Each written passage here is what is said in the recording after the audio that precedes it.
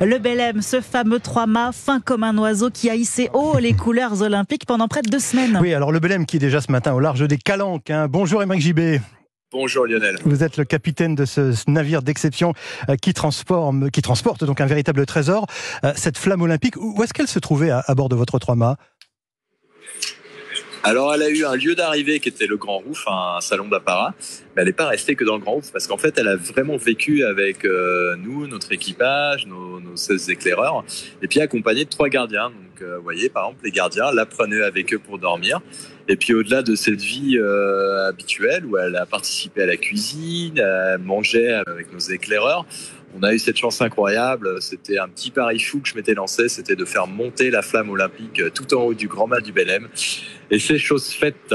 Pardon pour la question, peut-être un peu naïve, Aymeric Gibet, mais l'essentiel, c'était aussi et surtout de faire en sorte qu'elle ne s'éteigne pas, cette flamme olympique.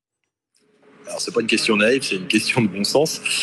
Bien sûr, c'était la principale condition. Donc on a pu en discuter avec nos gardiens qui avaient eux pour mission. Alors moi, si j'ai la mission d'arriver à l'heure avec le navire et nos éclaireurs, eux avaient la mission qui est pas anodine de faire que la flamme ne s'éteigne pas pendant toute la durée du transport.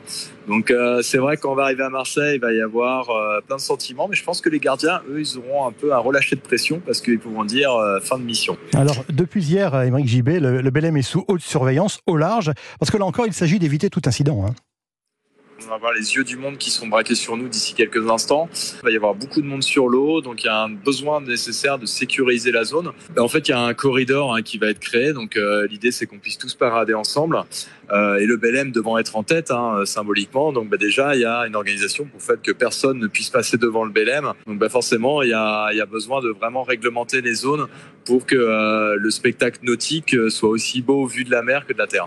Et comment va se passer le débarquement de la flamme en tant que tel ? C'est Florent Manodou qui est le premier porteur, ça veut dire que c'est lui qui va débarquer la flamme du bateau ? Eh ben, c'est le rôle du premier porteur, c'est lui qui va avoir, parce que nous on ne transporte pas la torche, on a une lanterne. Et c'est donc Florent Manodou qui pour la première fois va porter parmi tous les relayeurs qui vont se succéder jusqu'à Paris 2024, ça va être le premier. Donc la première main française à se poser sur le territoire français sur la torche, ce sera bien celle de Florent Manodou. Et nous, avec nos gardiens, c'est eux qui vont le faire, ils vont transmettre le feu de la lanterne, le feu olympique, vers cette torche. Eh bien écoutez, bon vent et puis bonne fête olympique à Marseille. Merci Aymeric Gibet, capitaine du Belém avec nous sur Europe 1.